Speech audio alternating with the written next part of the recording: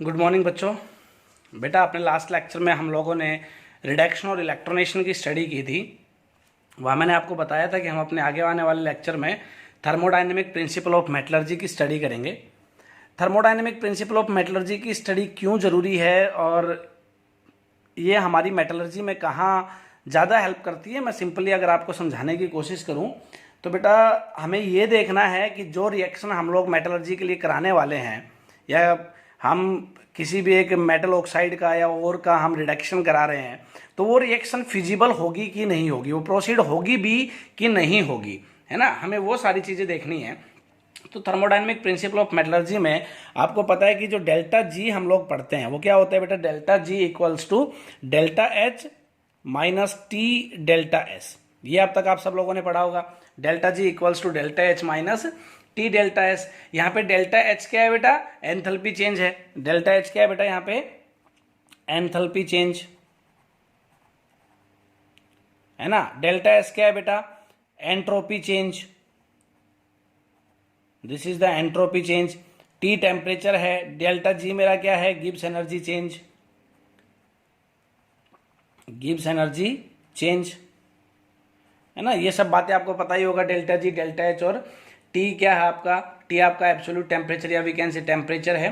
The free energy change, अगर मैं जो मेरा फ्री एनर्जी चेंज है या डेल्टा जी जो है उसको बेटा मैं इक्विलिब्रियम कांस्टेंट से अगर रिलेट करूं तो डेल्टा जी का एक फॉर्मूला और होता है, delta G naught equals to minus R T natural log K, है ना, minus R T natural log K, है ना। यहाँ पे आपको पता है बेटा के क्या है आपका, इक्विलिब्रियम कांस्टेंट है। के क्या है बच्चे, यहाँ पे आपका इक्विलिब्रियम कांस्टेंट है। इफ अब मैं यहाँ पे आपको डिस्कशन करते हैं थोड़ा बहुत। ये दो फॉर्मूलाज आप दोनों के बारे में 11th में भी अच्छे से पढ़ चुके हो, है ना। थोड़ा बहुत इलेक्ट्रोकेमिस्ट्री में भी इन फॉर्मूलाज को हमने देखा था, इनका जिक्र आया था। तो डेल्टा जी के मेरे पास यहाँ पे दो फॉर्मूला हैं, delta G equals to delta H minus T delta S और delta G naught equals to minus R T natural log के। If delta G naught is negative, अगर डेल्टा जी नोड का वैल्यू नेगेटिव होता है according to this formula, then K will be positive.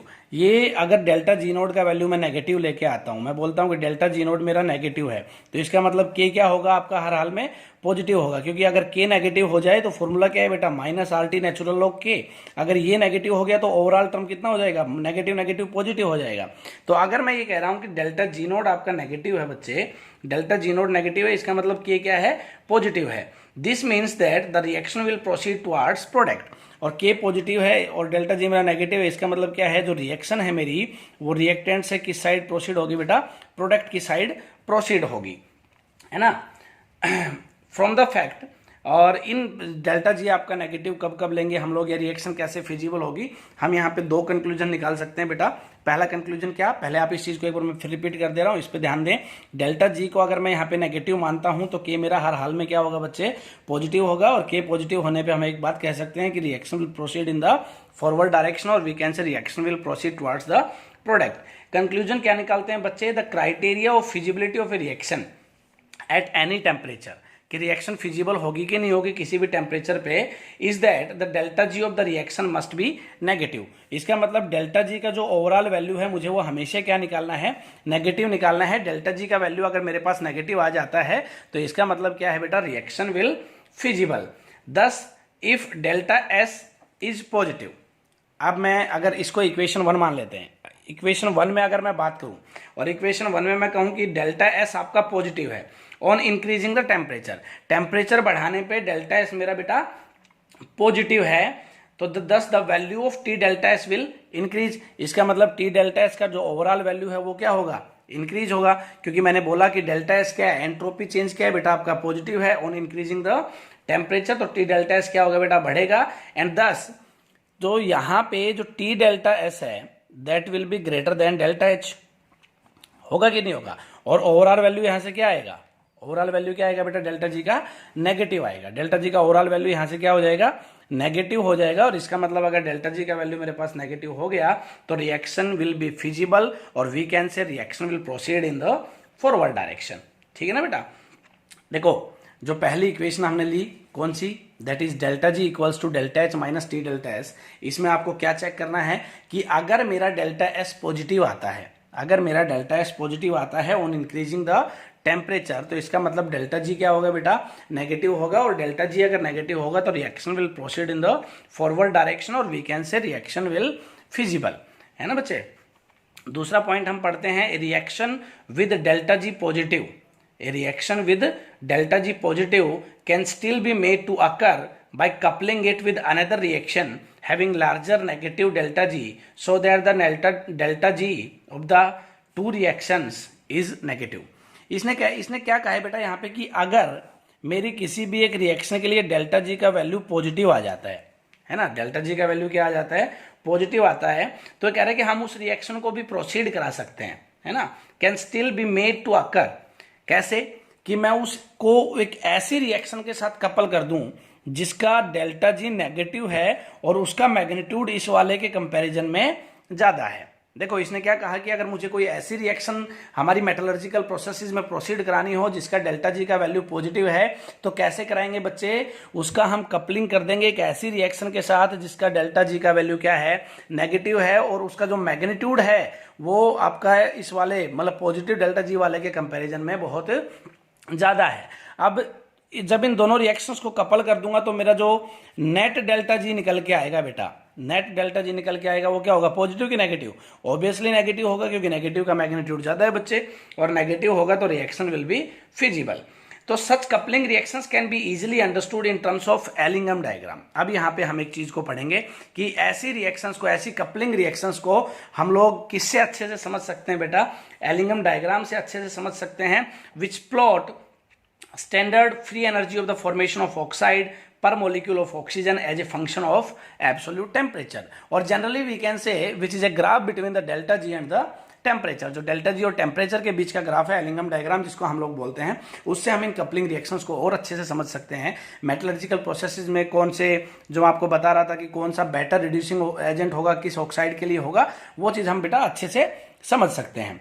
तो उससे पहले मैं एक बार थर्मोडायनेमिक प्रिंसिपल ऑफ मेटलर्जी को फिर से रिपीट करूं या कौन सी चीज आपको इसमें ध्यान में रखनी है वो चीज बताऊं, तो आप एक तो डेल्टा जी के दोनों फॉर्मूलाज को हमेशा के लिए दिमाग में फिट कर लेंगे, और फिर हम ये आपको ये ध्यान में रखना है कि अगर मुझे मेटलर्जिकल प्रोसेसेस में कोई भी रिएक्शन अगर फिजिबल करानी है या फॉरवर्ड डायरेक्शन में प्रोसीड करानी है बेटा, तो उसका डेल्टा जी क्या आना चाहिए, नेगेटिव आना चाहिए। डेल्टा जी नेगेटिव आने का मैंने जो पहला इक्वेशन था उसमें आसान सा तरीका बताया, डेल्टा एस का वैल्यू पॉजिटिव होना चाहिए on increasing the temperature. Delta S reaction के लिए कैसे चेक करेंगे पॉजिटिव है कि नेगेटिव है, वो गैसियस मॉलिक्यूल्स देख लेंगे बच्चे, वो मैं अभी आपको आगे इसी लेक्चर में बताऊंगा अभी। तो on increasing the temperature delta S should be positive, और इसका पूरा ओवरऑल वैल्यू अगर बेटा क्या हो जाता है, टी डेल्टा एस अगर इंक्रीज हो जाता है तो डेल्टा जी मेरा क्या आएगा, नेगेटिव आएगा, and reaction will be feasible, ठीक है ना। और दूसरी बात मैंने आपको यहाँ पे जो बताई कि डेल्टा जी अगर नेगेटिव होता है तो के मेरा क्या होगा, पॉजिटिव होगा, और reaction will be proceed in the forward direction, है ना। क्योंकि के पॉजिटिव होने का मतलब आपको पता है, इक्विलिब्रियम कांस्टेंट कैसे लिखते हैं बेटा, प्रोडक्ट्स का प्रोडक्ट लेते हैं, ऊपर कंसंट्रेशन जो होती है प्रोडक्ट्स की उनका प्रोडक्ट लेते हैं, divided by the concentration of the reactants का प्रोडक्ट लेते हैं बच्चे। अब के का वैल्यू पॉजिटिव आ रहा है तो इसका मतलब प्रोडक्ट का जो मैग्नीट्यूड है वो, या प्रोडक्ट का जो प्रोडक्ट हमने लिया उनका जो मैग्नीट्यूड है वो क्या होना चाहिए, ज्यादा होगा, तभी तो आपका वैल्यू पॉजिटिव आएगा, है ना। बाकी ये चीज इतनी मैंडेटरी भी नहीं है, आप सिर्फ इतना ध्यान रखें कि delta ji should be negative, और डेल्टा जी यहाँ पे नेगेटिव होता है तो के पॉजिटिव होगा, रिएक्शन फॉरवर्ड डायरेक्शन में यहाँ टी डेल्टा एस का मैग्नीट्यूड ज्यादा होना चाहिए। इससे ज्यादा आपको कुछ ध्यान रखने की जरूरत नहीं है। ये अगर मैं कंपटीशन पॉइंट ऑफ व्यू से बात करूं तो सिर्फ इतने ही पॉइंट्स मेरे लिए हेल्पफुल हैं, इस चीज़ को ध्यान में रखें। उसके बाद बेटा हम स्टडी करते हैं एलिंगम डायग्राम की, कि एलिंगम डायग्राम को हम लोग कैसे रीड करेंगे। एलिंगम डायग्राम मैंने आपको बताया डेल्टा जी और टी के बीच का प्लॉट है बच्चे, और इसमें मुझे मेनली सिर्फ ये चीज समझनी है कि एलिंगम डायग्राम में आपको बहुत सारी लाइनें यहाँ पे लगी हुई मिलेंगी, जो मैं आपको नोट्स दूंगा उनमें आप देखोगे कोई स्लोप आपको सीधा, कोई लाइन सीधी जाती हुई दिखाई देगी, कोई लाइन बेटा पॉजिटिव स्लोप के साथ दिखाई देगी, है ना, मतलब ये ऊपर उठती हुई दिखाई देगी, कोई नीचे गिरती हुई मीन्स नेगेटिव स्लोप के साथ दिखाई देगी।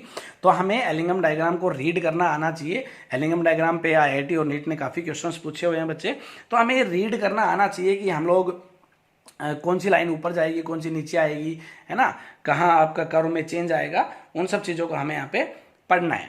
ठीक है, तो आपको ग्राफ अच्छे से रीड करना आना चाहिए। एलिंगम डायग्राम में रटने की जरूरत नहीं है, आपको ग्राफ गिवन मिलेगा। अगर क्वेश्चन आता है तो मैं पहले बता देता हूं कि अगर बोर्ड लेवल की मैं बात करूं तो सीधा क्वेश्चन डायरेक्ट दिया आ जाता है कि एलिंगम डायग्राम होता क्या है, तो आप बताओगे डेल्टा जी और टी के बीच का ग्राफ होता है बेटा।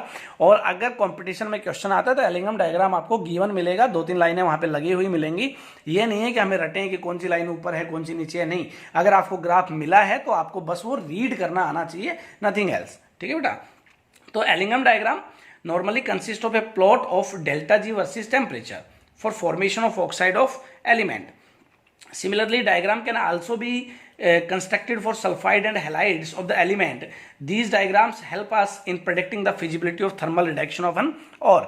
वही बात है कि थर्मल रिडक्शन कब फिजिबल होगी कब नहीं होगी और की उन चीज को एक्सप्लेन करेगा बेटा, है ना। जैसे अगर हम एग्जाम्पल देके समझे, हम आपको एक सिंपल भाषा में ज़्यादा लंबी कहानी बनाए बगैर एक सीधी सी बात समझा दे रहा हूँ कि आपको रिएक्शन कैसे चेक करनी है। फॉर एग्जाम्पल आपको कोई भी जो एरो मिलेगी ना बेटा, इसमें जो लाइन लगी हुई मिलेंगी उनके ऊपर आपको रिएक्शन लिखी हुई मिलेगी बच्चे, ठीक है। और हमें कैसे चेक करना है कि किसका स्लोप पॉजिटिव होगा किसका नेगेटिव होगा, वो आपको बता देता हूँ। सपोज मैंने यहाँ पे एक रिएक्शन लिखी है C+O2 चेंजेस इनटू CO2, है ना। मैंने यहाँ पे एक रिएक्शन लिखी है C+O2 चेंजेस इनटू CO2। यहाँ पे मेरा कार्बन सॉलिड है, ऑक्सीजन गैसियस है, CO2 बना वो गैसियस है। तो आपको पता है कि जो सॉलिड्स की एंट्रोपी है उसको हम नेग्लिजिबल लेके चलते हैं। तो यहाँ पे अगर मैं इधर रिएक्टेंट साइड देखूं तो गैस के कितने मोल है बच्चे, 1 मोल है गैस का। प्रोडक्ट साइड भी गैस का कितना मोल है, 1 मोल है गैस का। इसका मतलब जो डेल्टा है टोटल रिएक्शन का वो मैं क्या बोल दूं, इज इक्वल टू 0, क्योंकि जितने रिएक्टेंट साइड मेरे गैसियस मॉलिक्यूल्स थे उतने ही प्रोडक्ट साइड मेरे गैसियस मॉलिक्यूल है बच्चे, है ना। तो डेल्टा एनजी मेरा 0 हो गया, डेल्टा एनजी 0 हो गया तो हम कह सकते हैं कि मेरा जो एंट्रोपी चेंज था वो कुछ हुआ नहीं, विल बी इक्वल टू 0। और अगर मेरा एंट्रोपी चेंज 0 रहता है, मतलब delta S is equal to 0, तो आप एक बात ध्यान रखिए, जो उसका ग्राफ जाएगा वो हमेशा स्ट्रेट लाइन जाएगा, है ना। और we can say slope will be 0, है ना। दूसरा एक एग्जाम्पल देखते हैं। कार्बन यहाँ पे सॉलिड है प्लस हाफ O2 गैसियस है, चेंजेस इनटू CO गैसियस है। रिएक्टेंट साइड अगर मैं यहाँ पे बात करूं तो मेरे पास कितना मोल है बेटा, आधा मोल है गैस का। प्रोडक्ट साइड अगर मैं बात करूं तो मेरे पास 1 मोल है गैस का। इसका मतलब एंट्रोपी जो हुई है वो क्या हुई है, बड़ी है, आधा से 1 मोल हुई है ना। डिग्री ऑफ रैंडमनेस बड़ी है, तो delta S is greater than 0 और we can say delta energy is greater than 0। तो delta S is greater than 0 बेटा। तो डेल्टा एस अगर पॉजिटिव होता है तो स्लोप विल बी नेगेटिव, मतलब जो आपकी लाइन है, जो आपकी ग्राफ है वो नीचे की ओर आएगा, है ना। तीसरा केस है मेरे पास CO गैसियस है बेटा प्लस हाफ O2 गैसियस है। ये 1 मोल ये हो गया बेटा, आधा मोल ये हो गया। टोटल मेरे पास यहाँ कितने मोल बन गए बच्चे, 1.5 मोल हो गए। प्रोडक्ट साइड देखो तो मेरे पास कितना मोल है, 1 मोल है बेटा। अब इधर 1.5 मोल है, इधर 1 मोल है, तो मतलब delta S is less than 0 बेटा। Delta S is less than 0 मतलब डेल्टा एस एंट्रोपी मेरी क्या हुई है, डिक्रीज हुई है। 1.5 मोल से 1 मोल जा रहे हैं ना हम लोग, तो डिक्रीज हुई है। डेल्टा एस अगर डिक्रीज हुआ है तो स्लोप विल बी पॉजिटिव। कैसे चेक करनी है ये चीज, ये आप पहले इन 3 चीजों को ध्यान रखेंगे। If delta S is equal to 0 slope will be 0, if delta S is greater than 0 then slope will be negative, and delta S is less than 0 then slope will be positive. अब मैं आपको इसमें diagram में दिखाता हूं। ये देखो, ये जो मैंने स्ट्रेट लाइन लगाई हुई है इसके ऊपर क्या लिखा हुआ है, C+O2 चेंजेस इनटू CO2। यहाँ पे आपको पता है कि यहाँ पे गैस का 1 मॉलिक्यूल है, क्योंकि कार्बन मेरा सॉलिड है, इधर भी गैस का 1 मोल है। तो टोटल जो मेरा डेल्टा एस हुआ वो क्या हुआ, 0 हुआ। तो स्लोप क्या हो गया बेटा, 0 हो गया। तो आप देख रहे हो यहाँ पे जो लाइन जा रही है वो क्या जा रही है बेटा, स्ट्रेट लाइन जा रही है। ऊपर जो मैंने दूसरी लाइन यहाँ पे लगाई हुई है that is 2Fe plus O2 changes into FeO, 2FeO। यहाँ पे क्या है बेटा, रिएक्टेंट साइड गैस का मेरा 1 मोल है ऑक्सीजन, है ना। FeO भी मेरा सॉलिड है, इधर 0 मोल है। इसका मतलब डेल्टा एस मेरा 1 से 0 मतलब क्या हुआ है बेटा, कम हुआ है। डेल्टा एस अगर कम हुआ है तो स्लोप क्या मिलेगा आपको बच्चे, पॉजिटिव मिलेगा। तो देख रहे हो आप स्लोप यहाँ पे क्या है, लाइन ऊपर की तरफ जाती हुई दिखाई दे रही है, मतलब स्लोप मेरा क्या है यहाँ पे पॉजिटिव है। तीसरा एग्जाम्पल देखते हैं, 2C plus O2 changes into 2CO। अब यहाँ पे आप देख रहे हो कि O2 मतलब 1 मोल है इधर गैस का, 2CO मतलब इधर 2 मोल बने हैं गैस के। तो यहाँ पे मेरा एंट्रोपी क्या हुआ, इंक्रीज हुआ है। तो स्लोप क्या आ रहा है बेटा, नेगेटिव आ रहा है ना। हमें ये चीज हमेशा देखनी है। अब अगर मैं आपको इस ग्राफ को रीड करने की बात कहूं तो आप ये बात बोल सकते हो कि ऊपर वाली जो लाइन है वो नीचे वाली लाइन को जहां पे कट कर रही है उस टेम्परेचर तक या उस टेम्परेचर पे बेटा इजीली क्या कर सकती है, रिड्यूस कर सकती है। मतलब अगर मैं बात करूं तो ये जो आपकी लाइन ऊपर जा रही है, कार्बन की लाइन नीचे आ रही है, तो हम क्या देखेंगे यहाँ पे कि आपका जो ये, अगर मैं Fe और O2 इस रिएक्शन की फिजिबिलिटी की बात करूं, इसके लिए अगर मैं बढ़िया सा एजेंट अगर ढूंढूं तो कार्बन यहाँ पे अच्छा एजेंट रहेगा, कोई इश्यू नहीं है। क्योंकि आप एक बात को ध्यान रखें, ऊपर वाली लाइन नीचे वाली लाइन को क्या कर सकती है, रिड्यूस कर सकती है, इजिली रिड्यूस कर सकती है बच्चे, है ना। तो आपको एलिंगम डायग्राम में सिर्फ ये बातें ध्यान रखनी है। आपसे ये पूछा जाएगा डायग्राम देखिए कि कौन किसको इजीली रिड्यूस कर सकता है। आपसे ये पूछा जाएगा कि ये स्लोप पॉजिटिव क्यों है, ये स्लोप नेगेटिव क्यों है, ये स्लोप आपका कांस्टेंट क्यों है। आप उन चीज़ों को सबको क्या करोगे, अच्छे से ध्यान में रखेंगे। ठीक है बेटा, आपको इन सब बातों को ध्यान में रखना है। उसके बाद हाँ, मैं आपको एक चीज़ और बता देता हूँ। आप जैसे हम लोग क्या करते हैं, ग्राफ में एक दो चीज़ें देखेंगे। कई बार आपकी लाइन यूं आके एकदम स्लोप में चेंज आएगा, मतलब कोई एक ऐसा पॉइंट आएगा जिस पे स्लोप में एकदम से चेंज आता है। उसका मतलब क्या है बेटा, उस टेम्परेचर के ऊपर या जहां पे आपका ये कर्व एकदम से मुड़ जाता है उसके ऊपर आपका क्या हो रहा है बेटा, फेज चेंज हो रहा है। क्या हो रहा है आपका, फेज चेंज हो रहा है बेटा। लिक्विड से सॉलिड हो रहा होगा, सॉलिड से लिक्विड हो रहा होगा, कुछ भी हो रहा हो, बट क्या हो रहा होगा बेटा, फेज चेंज हो रहा होगा। इस चीज को आप ध्यान में रखेंगे।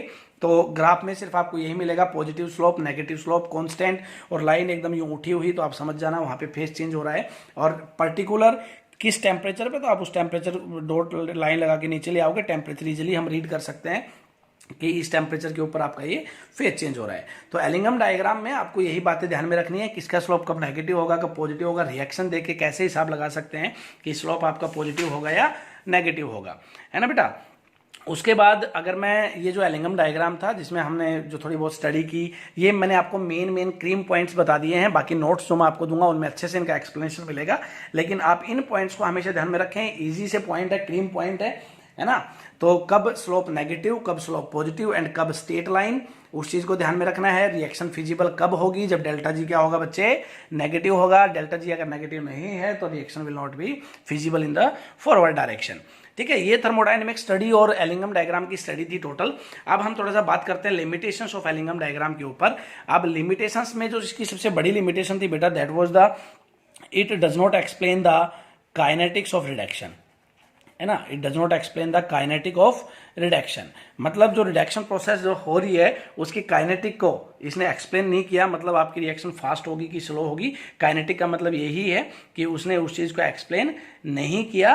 Ellingham diagram are based on the thermodynamic concepts, therefore these diagrams simply suggest whether the reduction of the given metal oxide with a particular reducing agent is possible or not, है ना। ये सिंपली क्या बताता है कि जो आपका given metal oxide है उसका रिडक्शन कौन से आपके रिड्यूसिंग एजेंट के साथ पॉसिबल है, कौन से के साथ नहीं है, वो आपको कैसे रीड करना है। ऊपर वाला नीचे वाले को इजिली क्या कर सकता है बच्चे, रिड्यूस कर सकता है। मैं आपको बता दिया है। और जब भी आपसे अगर कॉम्पिटिशन में क्वेश्चन पूछेगा, मैं क्वेश्चन का फॉर्मेट बता दे रहा हूँ आपको हमेशा। बाकी एलिंगम डायग्राम के ऊपर मैं आपको असाइनमेंट भी दूंगा, वहां से आपको समझ में आ जाएगा, है ना, कि कैसे क्वेश्चंस को पूछा जाता है इसके ऊपर। बट आप इतना याद रखें, डायग्राम आपको गिवन मिलेगा तब आपसे पूछेगा कौन किसको इजीली रिड्यूस कर सकता है। ऊपर वाला नीचे वाले को इजीली रिड्यूस कर सकता है। Slope positive, negative and straight line कब होगा, वो चीज भी आपको अच्छे से ध्यान होनी चाहिए।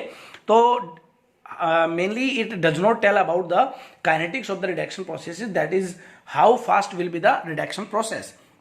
काइनेटिक ऑफ द रिडक्शन को इसने एक्सप्लेन नहीं किया था, सिर्फ रिएक्शन की फिजिबिलिटी को बता रहा था और ये बता रहा था कि किस मेटल ऑक्साइड के लिए आपका कौन सा रिड्यूसिंग एजेंट बेस्ट होगा। काइनेटिक को इसने एक्सप्लेन नहीं किया था, ये सबसे बड़ी लिमिटेशंस थी इसकी। उसके बाद इसने रिएक्टेंट प्रोडक्ट इक्विलिब्रियम को भी बेटा एक्सप्लेन नहीं किया था, है ना। तो ये आपके इसके दो लिमिटेशंस के पॉइंट थे जो आपको नोट्स में भी मिलेंगे। आप अच्छे से एलिंगम डायग्राम के और थर्मोडायनेमिक प्रोसेसेस के नोट्स अपनी कॉपी में बनाओगे, इसको अच्छे से रीड करोगे और इसका जो आपको असाइनमेंट मिलेगा आप उसको सोल्व करोगे। बस 4-5 पॉइंट है इजी। अगर मैं पूरे लेक्चर को रिपीट करूँ तो ग्राफ में ध्यान रखना है कब क्या होगा, स्लोप नेगेटिव पॉजिटिव और ये सब क्या होगा। और बेटा जो एक लास्ट जो हमें थर्मोडायनेमिक प्रिंसिपल्स ऑफ मेटलर्जी में पढ़ा, डेल्टा जी में नेगेटिव कैसे निकालूंगा। टोटल लेक्चर्स के मेन पॉइंट ये थे आज के। आपको अच्छे से नोट्स में से इनको पढ़ना है और कॉपी में एक प्रॉपर से नोट्स बनाने हैं बेटा। Thank you.